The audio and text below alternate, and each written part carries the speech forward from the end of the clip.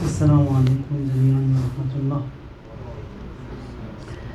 أعوذ بالله من الشيطان الرجيم. بسم الله الرحمن الرحيم. الحمد لله رب العالمين، وصلى الله على سيدنا ونبينا أبي القاسم المصطفى محمد وعلى أهل بيته الأطيبين الأنجبين، بهم نتولى ومن أعدائهم نتبرأ إلى الله.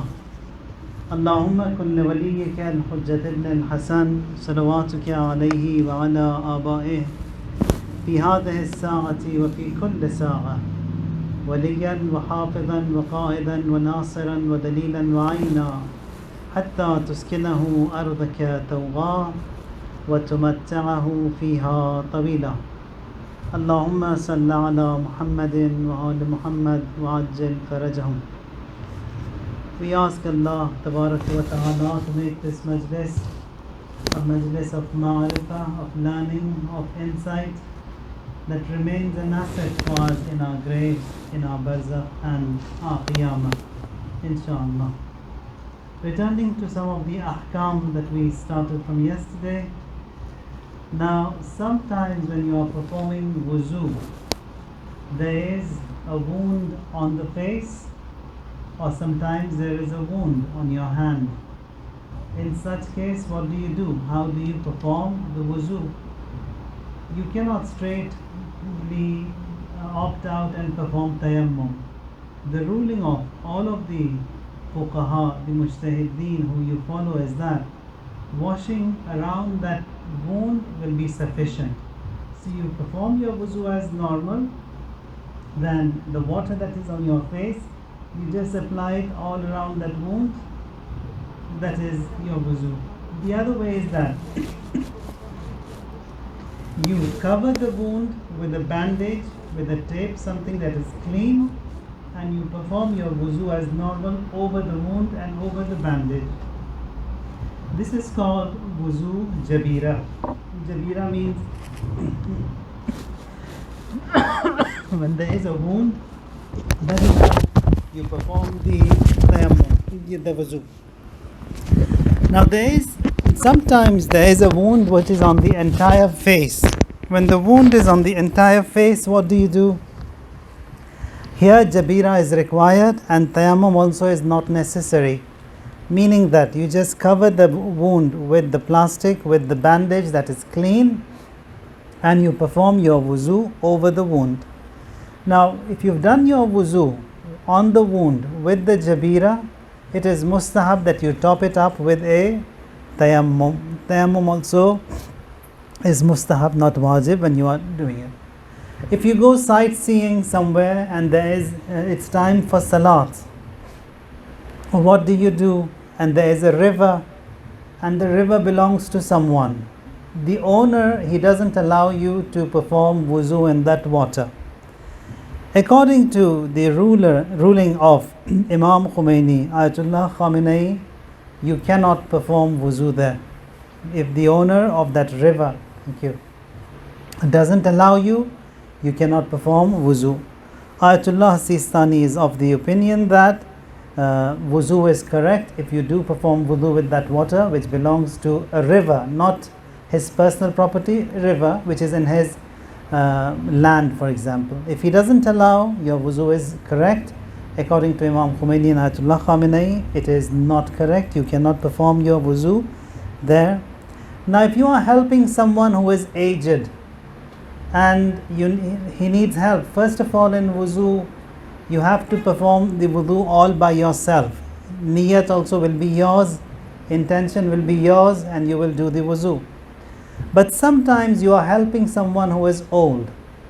In that case also, first priority is that person, he should be able to pour the water himself. If he is not able to pour the water himself, then you pour the water for him, and then he will take the water and perform his wuzu.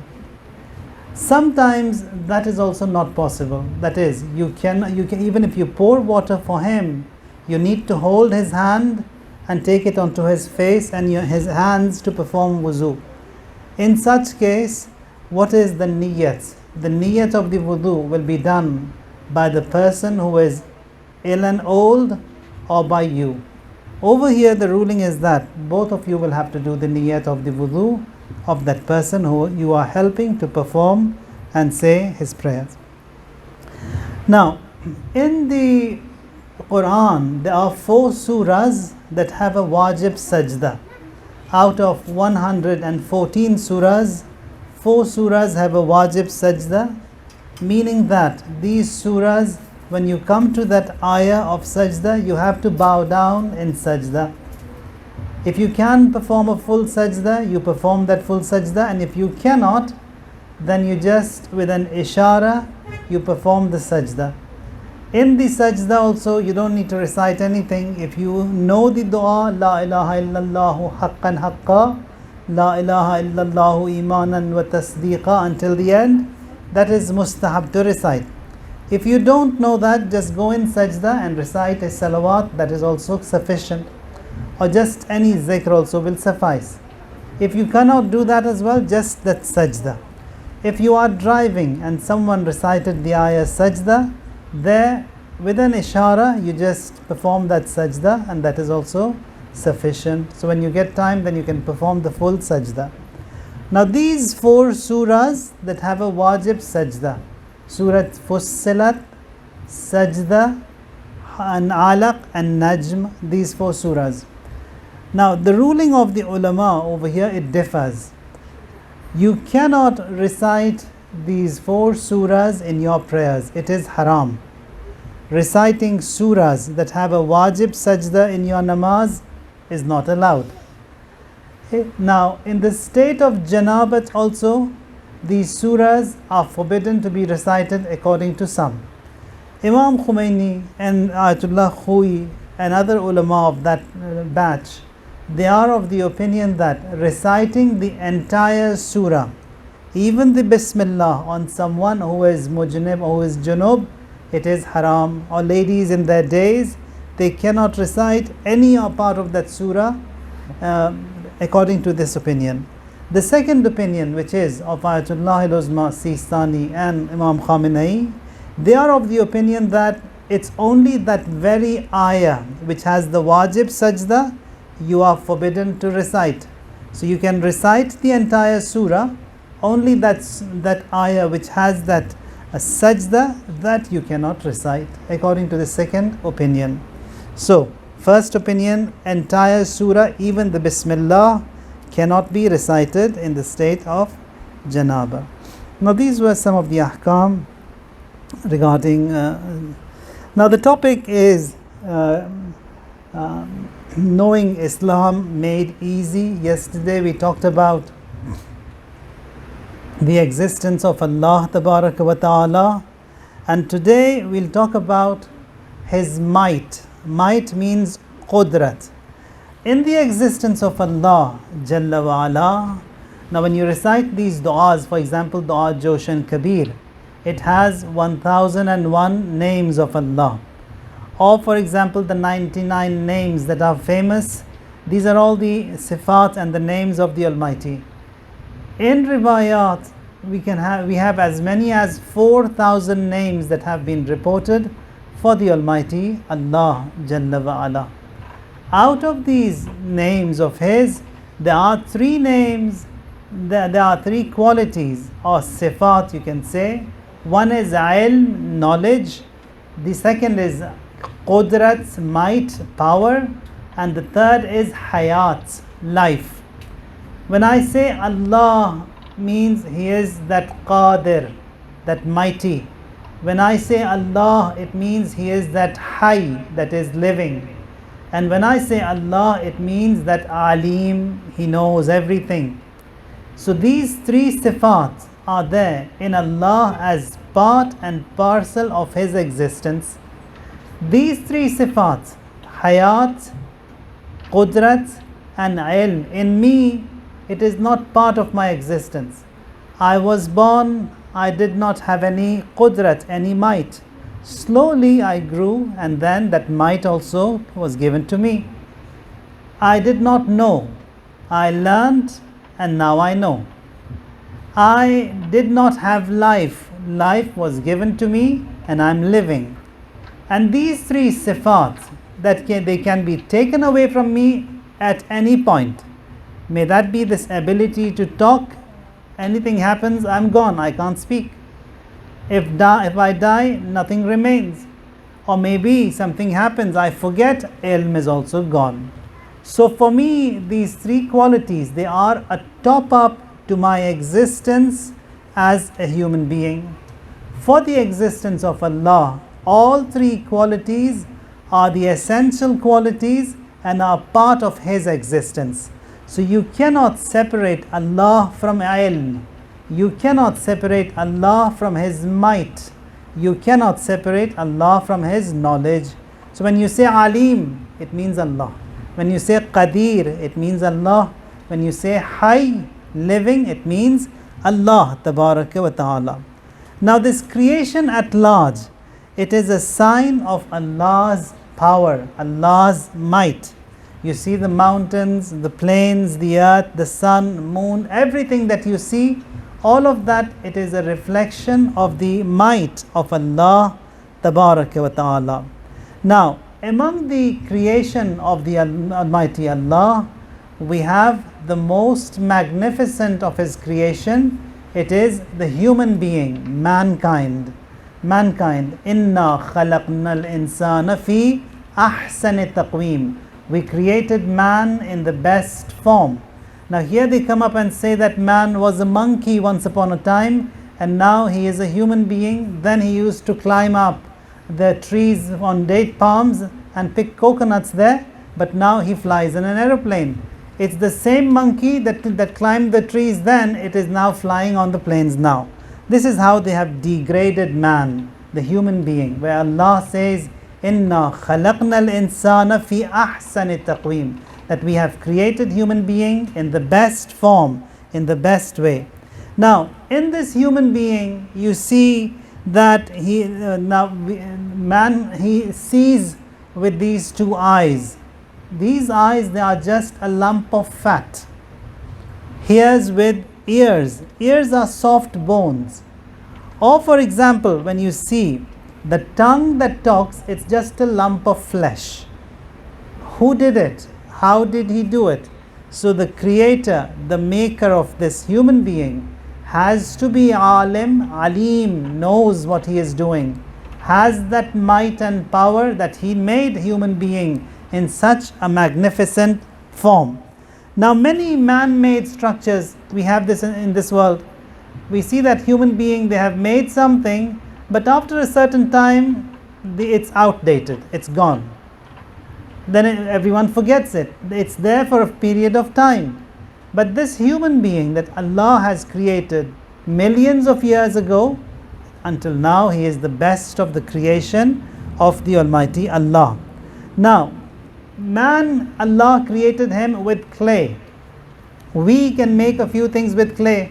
Some bricks, some ceramics, some other stuff, some construction material. Allah, He made human being with this clay. And it's such a magnificent form. That is that might of the Almighty Allah Tabaraka wa Ta'ala. Now when we look into this creation where He says that Inna khalaqnal insana fi ahsani taqweem, we created mankind in the best of forms. One of the beauties that mankind has, it are these fingerprints that we have on our fingers. There is no second person with the same print. There are billions of people who were created. There is no second one who has that same print. Or for example, when you look into the water that we have, or the garden for example, if you've got a plot of land and there you've got that same earth, same dirt, you plant some seeds over there, some seeds of tomatoes, some potatoes, some dates, some all different kinds of vegetables. It's that same dirt, same land, same water that you will irrigate, and then you'll get fruit, sweet, sour, bitter, every kind, and from that same clay, that is Allah Tabaraka wa Ta'ala, it is His might. And when you look into Quran, that ayah says that وفي الأرض قطع متجاوزات وجنات من أعناب وزرع ونخيل سنوان وغير سنوان. Says that in the earth, in all these plots and terrains, you will find that there are vineyards, there are farms, there are palms, and all of them, the roots, they benefit from that same dirt and clay, same water, but the produce, it's all different. That is that might of the Almighty Allah Tabaraka wa Ta'ala. No one else does that. No one else can do that. Now when we look into these fruit and vegetables, for example, some people, they just want to fill their bellies with all these fruit and vegetables. Some people who have that ma'rifah and insight, they look into it. Now one of the things that we need to control, especially our children, is when you are on the table having meals, put these devices away. Quran says, فَلْيَنْظُرِ الْإِنسَانُ إِلَىٰ طَعَامِهِ. That is, فَلْيَنْظُرْ means you look at. Insan is insan. So insan should look at his food. Look at his food what? Why? That how this has come to you. Who has created it? How magnificent is the creator who has provided this food? Now we don't focus on that. We just look into these devices all the time, and what we have eaten we don't know. Where it has come from we don't know. Nothing. Nowadays we don't even feel the taste, because the taste buds are in these displays. So here, فَلْيَنْظُرِ الْإِنسَانُ إِلَىٰ طَعَامِهِ, that you look at it and then you see who the creator is and what and how magnificent he has created everything.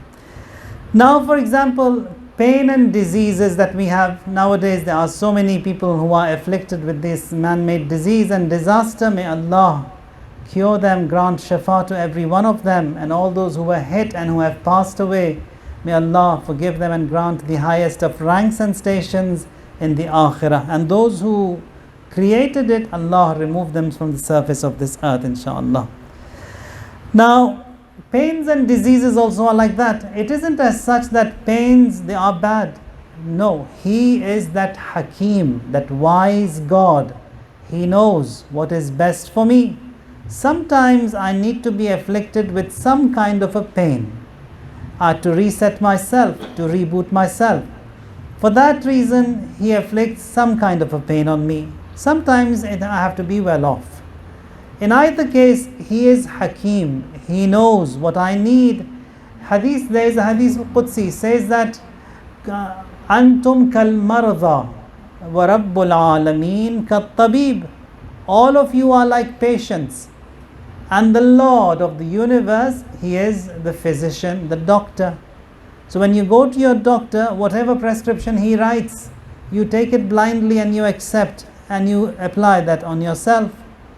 Says that with the existence of Allah, treat Him like you treat your doctor. How you take His prescription blindly and you act upon that.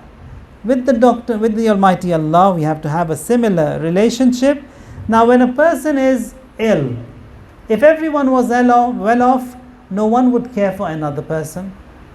The moment we see in the community, in the family, someone falls, someone has a mishap, someone suffers, someone is in pain, we go to him, we sympathize with him, we start to help him, we treat him, we care for him.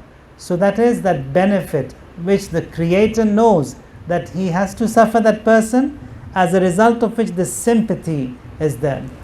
Also, when you find that many a times these strong people also, they fell, they also go through a tough time. Why is that? Maybe that person was about to be afflicted with kibr and pride, and Allah did not want that to happen. To break his pride, He afflicts him with some kind of a pain. And there the Almighty, that is, He is Hakim, that is how He does. Or for example, there is another Hadithul Qudsi. There says that you are offering your prayers dot on time. All of a sudden you see that you miss one of your prayers. Hadith says that Allah did not wake you up. He put you to sleep.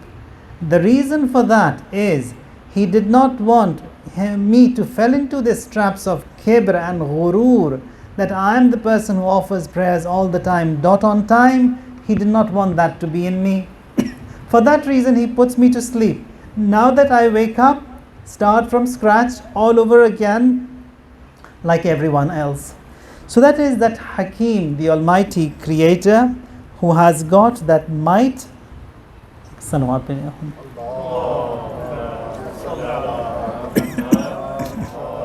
Muhammad. So the Almighty, He has got that power, and He has got that might. He has got all the abilities, and He is Hakim. Hakim means wisdom. Hikmat means wisdom. Hakim means wise. So the Almighty, He is wise. Now, what should be our relationship with the Almighty be? How should that relationship be? The first duty after knowing God is to have a relationship with God, to love Him for all the blessings that He has bestowed upon us.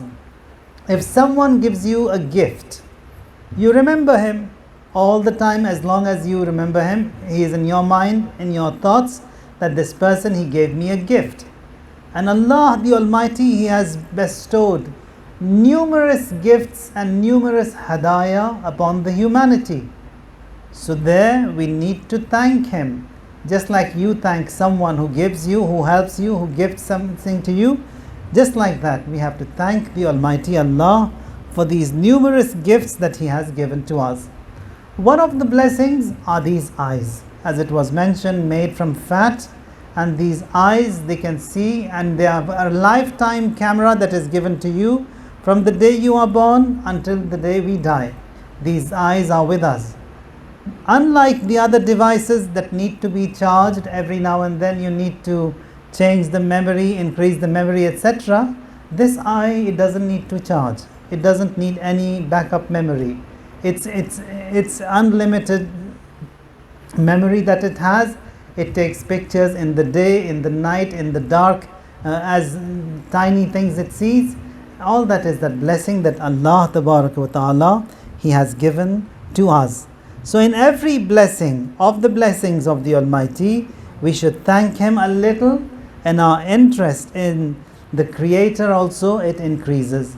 Because He gave all of that to us out of love, we also have to thank Him with love, with mahabbat. Now, another relationship that we can have with the merciful God is that we thank Him. How do we thank Him? There are different ways to thank Him. Sometimes you just say shukran lillah in words, and the best way to thank the Almighty Allah is in the form of salat, in the form of prayers. That is that format that He has given to us, and then with that format, we also thank Him. Now for these blessings that He has given to us, for example, the eye that we talked about today, how do we thank Him? We care for the eyes, look after them, don't destroy them, don't ruin them, don't put dirty water on them, don't study with a full belly, that is also makruh. The first effect is going to be on the eyes. Don't damage the eyes by reading in a place where there is not enough light, or for example by not sinning with these eyes, because eyes, they are an amana given to us. So if we destroy them, damage them spiritually or physically, we are responsible for this, for what we have damaged, and that liability over there applies. Now with these eyes, there are certain tasks that we can do. Says that a loving look at your parents with these eyes, it is worship. So you look at your father, you look at your mother, that look of yours will be an ibadah. Or for example, an-nadharu ila Amir al-Mu'mineen, ibadah. You look at Amir al-Mu'mineen, it is worship. Look at the shrine of Amir al-Mu'mineen, it is worship. Eyes, they have a right.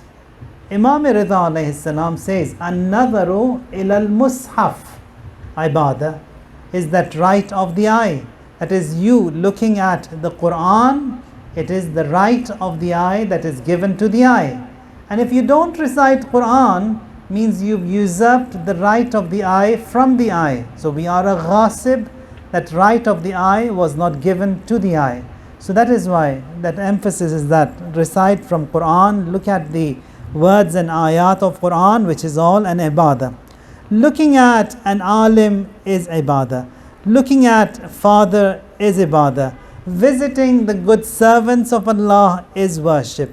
And likewise, if someone has passed away, you remember him by his grave, that is also a worship. See how beautiful this deen is, with this little eye that he has given as a gift, as a bestowal to mankind. So much productivity is there only from the eyes. All other blessings, countless. And how much of a benefit is there, that is also huge.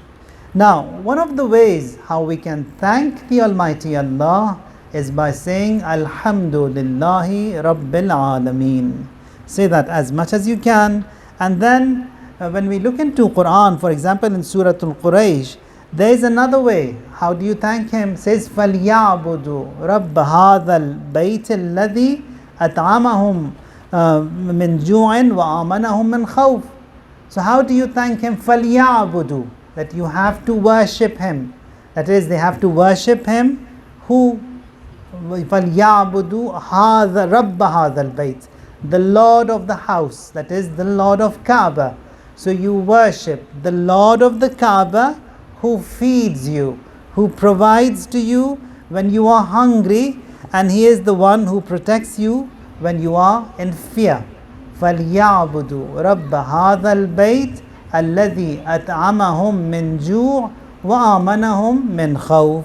So all these beautiful teachings we have in Islam, that when it comes to worship and thanking the Almighty Allah, the best way to thank him is in the form of prayer.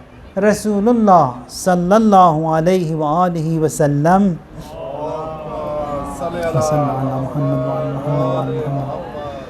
says, La khayra fi dinin la ruku'a fihi wa la sujud. Says there is no good in a religion wherein there is no ruku and wherein there is no sajda. Now during the time of Rasulullah, when there were all these sanctions on the Muslims and they were in the Shi'b Abi Talib for 3 years, here they were in need of help. No one was buying anything from the Muslims, no one selling anything to the Muslims.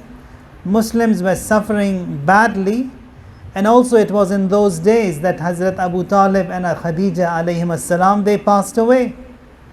A delegation comes from Ta'if. Ta'if is one of the superpowers of that time. Ta'if, the delegation comes to Rasulullah and says that we will help you, we will support you, we will defend you, we will provide everything with an open hand. Only one condition we have. Says you don't invite us towards ruku and sajda. That's it, nothing else. We are there to help you.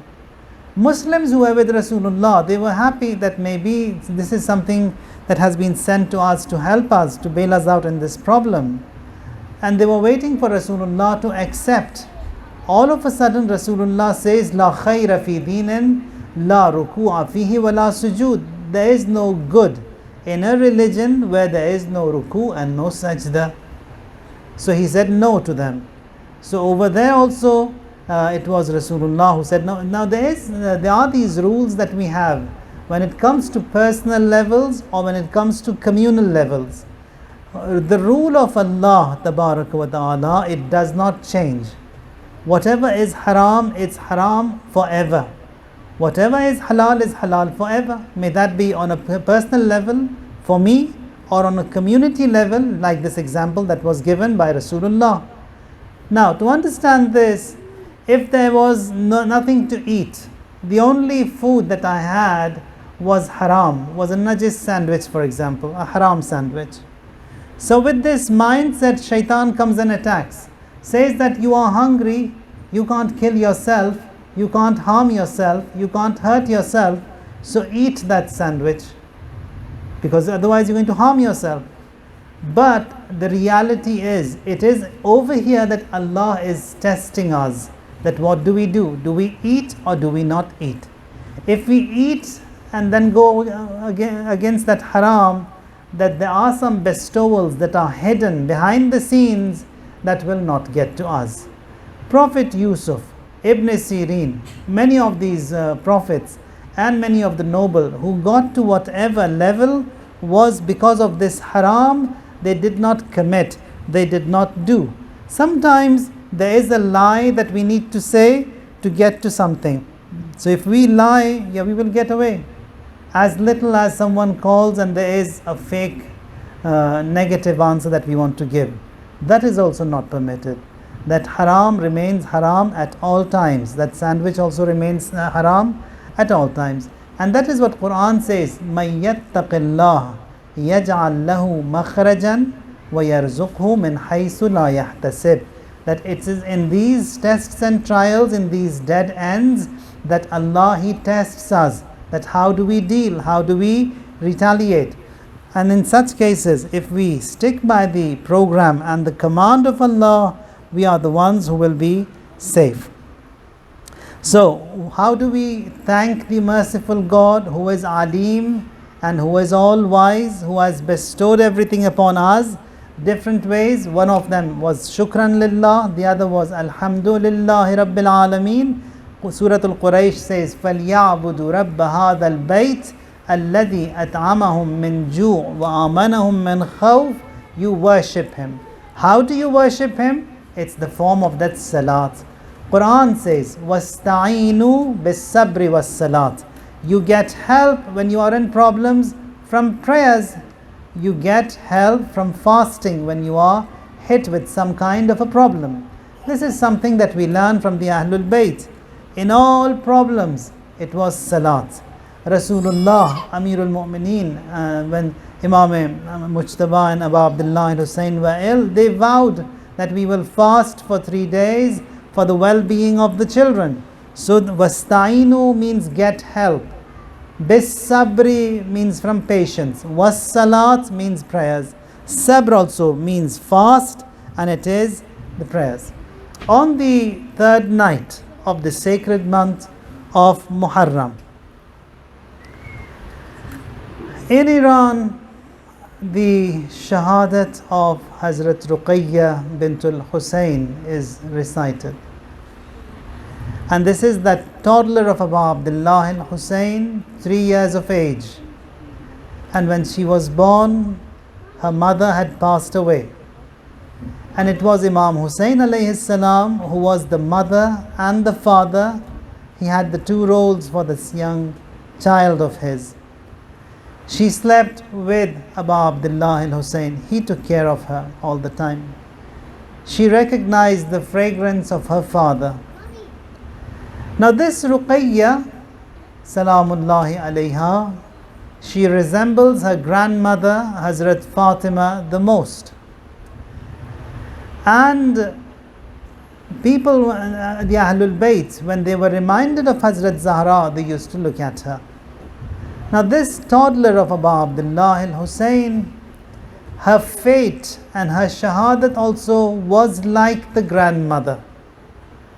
Now in the ruins of Sham, when the caravan was brought there, and everyone was tied in those ropes and in those chains, and the ruins, the prisons also were such that Maqatil, the historians, they write that in the extreme weathers of Sham, it is hot and hot during the day and extreme cold during the night. And the prison also doesn't have a roof there. And in those extreme weathers, the skin of this toddler of Abu Abdullah has blisters on it. Now she is 3 years old, and then she was crying a lot. Yazid's palace, La'natullah alayh, is just next to the ruins, next to the prisons. He says, what is this cry? Says it is Ruqayya, the daughter of Abu Abdullah. She is crying. She is crying for her father. They say that, okay, go take this father to the baby, to the child. So they bring the tasht, the vessel in which the pure head of Abu Abdullah was placed, and they placed it in the laps of this young toddler of Abu Abdullah. She sees the head and says, Abata, man alladhi qata'a waridak? Father, who severed the veins of your neck? Says, Abata, man alladhi aytamani ala sighari sinni, Father, who is going to look after me and this young age of mine, and I'm orphaned in this age. Says here, she sighed, and after that sigh, she passed away in those ruins. Imam Sajjad asks the Ghassala to wash the body. So it was the clothes that she was wearing were the shroud of that child. She was shrouded with the same clothes, and then all of a sudden this Ghassala, the lady washing Ruqayyah, she cried out loud. Says, was this girl afflicted with some kind of a skin disease? What are all these blisters on her body, on her skin? And that is that the blisters were the lashes, those mala'een, they had hit her. And that skin, it was damaged in the extreme weathers. And also when the tents had burnt down, the clothes of this Ruqayyah bint al-Husayn, they were all burnt as a result of that torment that she went through. Now these days that we are in, they are related to the Ahlul Bayt. Here they say that when this Ghassala was washing the body of Hazrat Ruqayyah, she says that she sees that the arm of this infant, this child, is also fractured. The ribs of this child, they are crushed just like the ribs of her grandmother.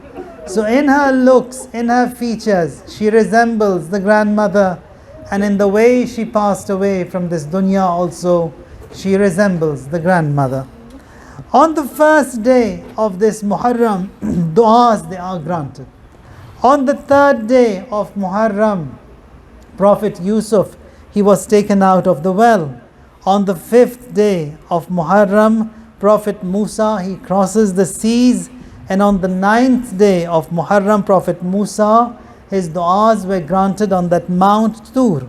Likewise, Prophet Yunus alayhi salam also, he came out from the belly of the fish, it was the ninth. On the 10th, it is the Shahadat of Abu Abdullah. On the 16th, Jerusalem, it becomes the Qibla for Salat. And then 17th, it is the Azab that descended on the Ashab al-Fil in Mecca. And on the 25th, we have the Shahadat of Imam Sajjad alayhi salam, who wept for Abu Abdullah al-Husayn for 40 years. The Khadim, he says that I was providing food and drink and serving the Imam. And then he was fasting all day and nights in worship. Says that Imam was fasting and it was time for Salat al-Maghrib. I prepared the iftar for the Imam. I brought the iftar and placed it by the Imam. He looked at the water and started crying. He cried so much that his face was drenched in tears. Even the bread, it got soaked in the tears of Imam. And he says that, Yabna Rasulullah, is it not time that you stop crying? You've been crying for Abu Abdullah for the past 40 years. And Imam in reply says that 40 years? Yusuf was one of the sons given to Yaqub out of those 11 sons. One of them went missing. And Yaqub, he cried for him for 40 years, he lost his eyes. And then that son was given back to him. And then you want me not to cry? When in front of my eyes, in less than half a day, everything perished. My family, it perished. All the members of the caravan, they perished. Imam Rida alayhi salam, he says that, Inna yawm al-Husayn, in aqraha jufunana, wa asbala dumu'ana, fa'ala misl al-Husayn falyabki al-bakun, fa'inna al-buka yahuttu al-dhunub al-'idham. That indeed this calamity, this musibat of Abu Abdullah al-Husayn, it wounded our eyelids and shed our tears and made us sad until the day of judgment. And upon the mourners is that they should cry and shed tears, as this crying for Abu Abdullah, it sheds away the major sins. Muharram, it's the month of sorrow. And in this night also, we talked about the arrival of the caravan yesterday, Among the members of the caravan is Muslim ibn Aqil, the cousin of Abu Abdullah al-Hussein alayhi salam, the first cousin. Now here Muslim is the ambassador of Sayyid al-Shuhada. 27 days prior to his shahadat, he writes a letter to Imam Hussein saying that, Ya ibn Rasulullah, Ya Abu Abdullah, come to Kufa. Everyone over here has sworn their allegiance on me and they want you as their Imam, and they have mentioned their disassociation with Muawiyah. They have nothing to do with him, they want you. And says that as many as 18,000 people they swore this allegiance upon the hands of a Muslim ibn Aqil. And he writes a letter to the Imam to come to Rush. And after 27 days he is killed. Now, whoever is with Abu Abdullah al-Hussein alayhi salam, he resembles him in some kind of a resemblance. Muslim ibn Aqil also, when he is taken to the rooftop and there he is about to be killed, beheaded, he is extremely wounded and then bleeding heavily.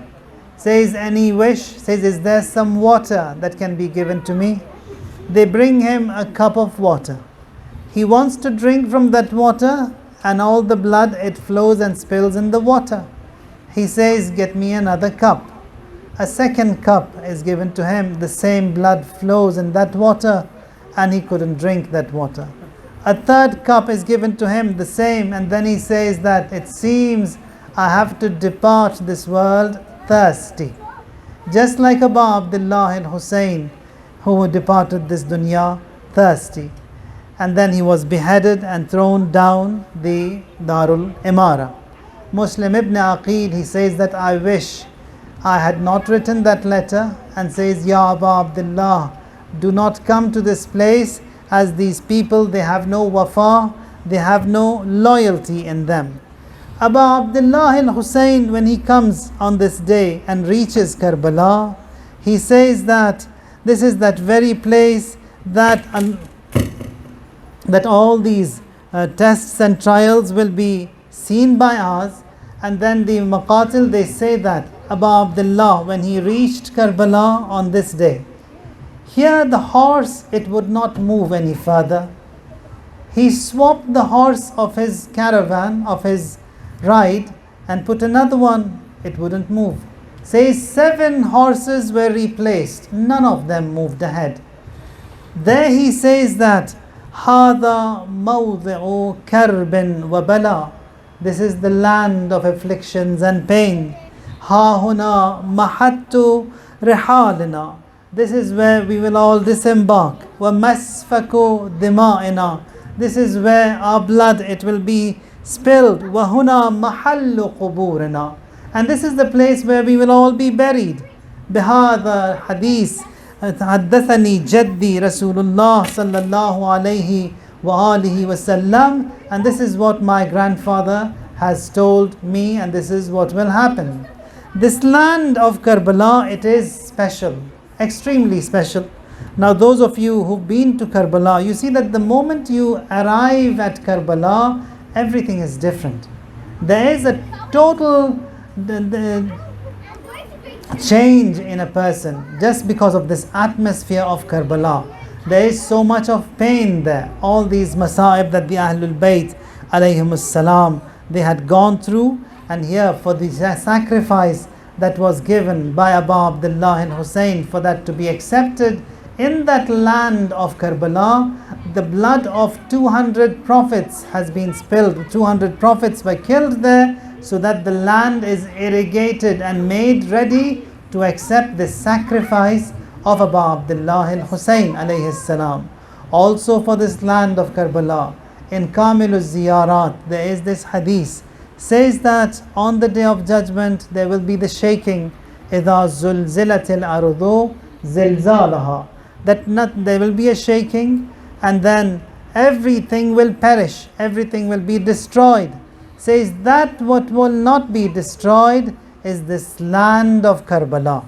It will be dissected from the earth and taken to the heavens. That is, that heaven on earth, Karbala. It will be removed from this earth and taken to the skies.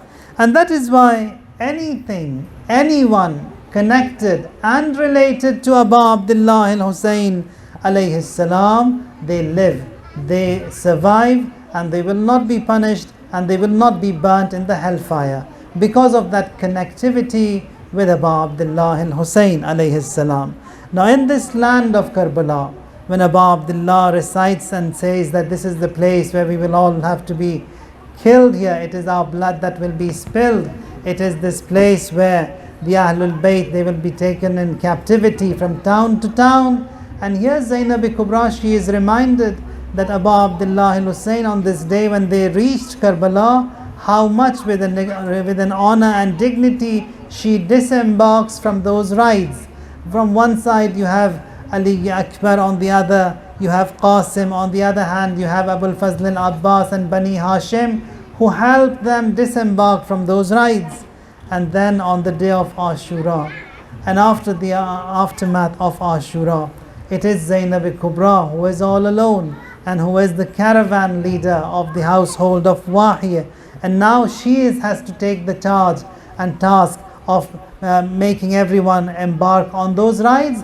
And then when it is her turn, she looks at her right, looks at her left, says, Aina Qasim, Aina Akbar, Aina al-Abbas, where are my brothers, where are my maharim, where are those who used to help me embark on these rides? And now it is Zainab Kubra, when she wants to get on these rides, she is lashed by those mala'in.